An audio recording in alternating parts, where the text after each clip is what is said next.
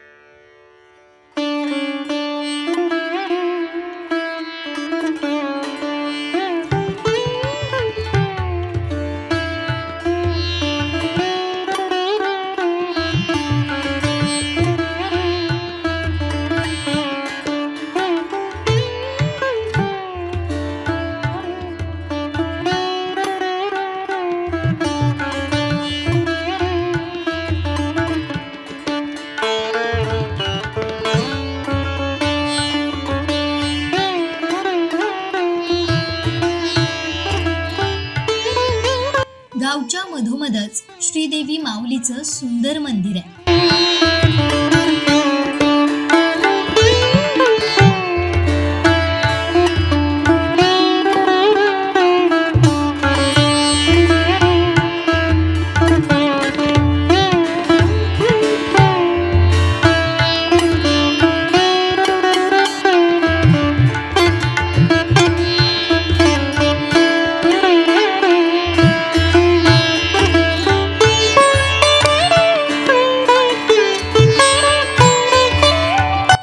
मंदिरात गेल्यावर एक वेगळंच समाधान मिळतं.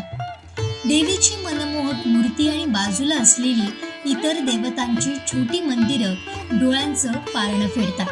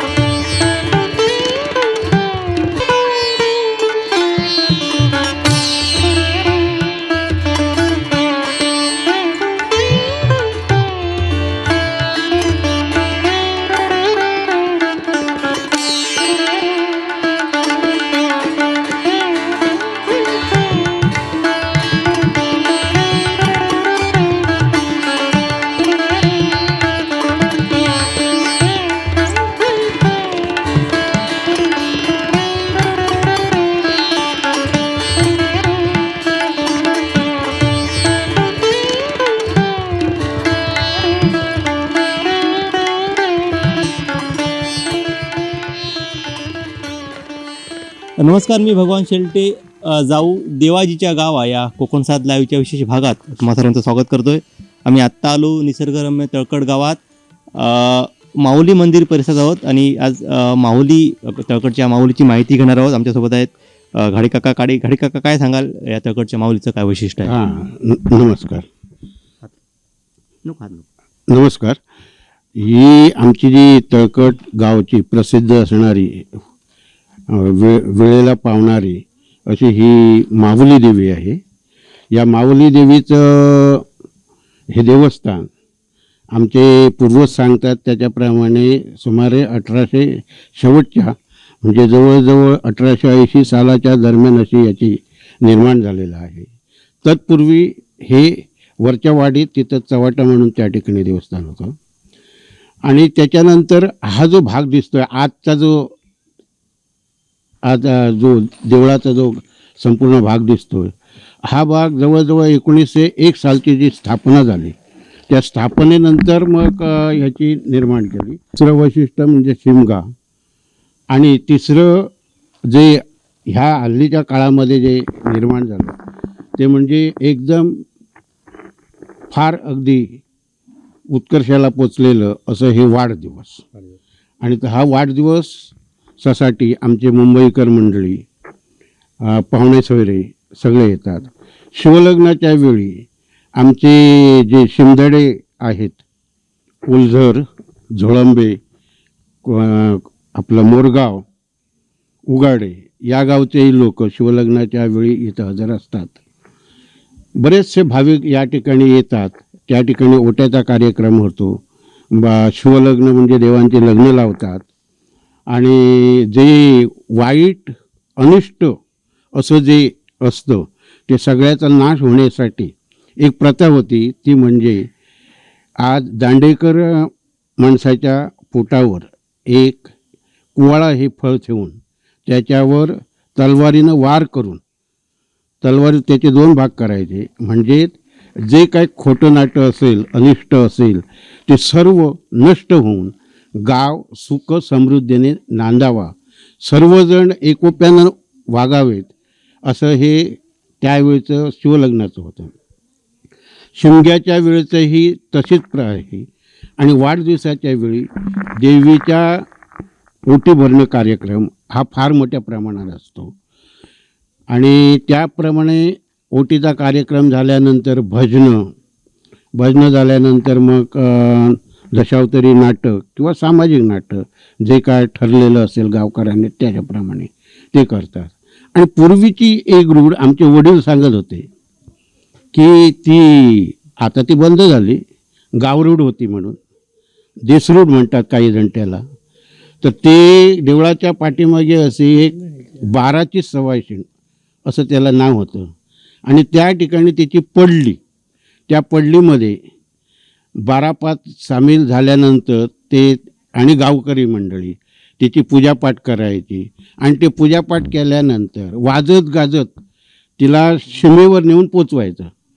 म्हणजे 1 वर्ष पूर्णपणे गावाला राखण राहते. आणि खोटं नाटं जे असतं म्हणजे वाईट थोडक्यात सांगायचं म्हणजे त्यावेळेच्या साथी, आता डॉक्टर झाले, त्यावेळी डॉक्टर वगैरे काय नव्हते, त्याच्यामुळे ज्या वेगवेगळ्या साथी, रोगांच्या साथी किंवा अचानक येणारी अशी कुठची तरी ही सगळी वाईट तेवढं ते नष्ट करून गाव समृद्धीनं अगदी नांदवायचा. सगळ्यांना चांगले दिवस यावे, सगळे एकोप्याने वागावे, अशा प्रकारचं चाललेलं होतं. आणखी दुसरं वैशिष्ट्य म्हणजे आमचं काजरेकर दैवत, काही जण त्याला इसवटी म्हणतात, काही जण राष्ट्रोळी म्हणतात. त्याची आमच्या गावात रात्रीच्या वेळी फेरी असते. तो देवीच्या मंदिरात भेटायला येतो. तसा तो चव्हाटा आहे, त्या चव्हाट्यापर्यंत जातो. खाली 2 पाट्या आहेत, त्या 2 पाट्यापर्यंत जातो, विचारपूस करतो. सगळंही आज त्याच्यात अंडर अजूनही गाव आमचा सुख समृद्धीनं वागत आहे. वार्षिक त्याचं जे काय येणं असतं ते गावकरी एकत्र येतात, आनंदानं करतात, पूजाही घालतात आणि चांगलं आहे त्याच्या बाबतीत. आता राहिलं ते हे 12चं आहे, आपलं 12वंच देवस्थान. हे पूर्वी माझ्या माहितीप्रमाणे ते लग्न होऊन घरी गेलेल्या ज्या माहेरवासिनी आहेत त्यांचं दैवत आहे. त्यांना ह्या दैवताचा पूर्णपणे अगदी आशीर्वाद असतो. जिथं कुठच्या गावात जातील तिथं त्यांना सुख समृद्धीनं नांदावं.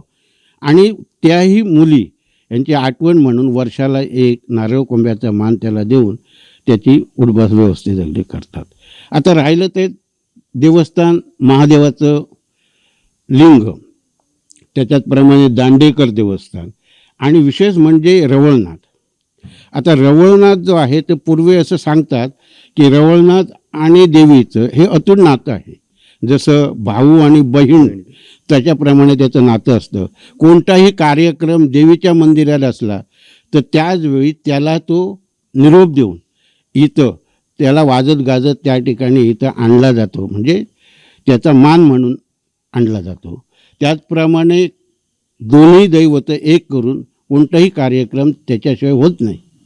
अशा पद्धतीनं आमच्या अजूनपर्यंत गावराटी म्हणून ही व्यवस्थित चाललेली आहे.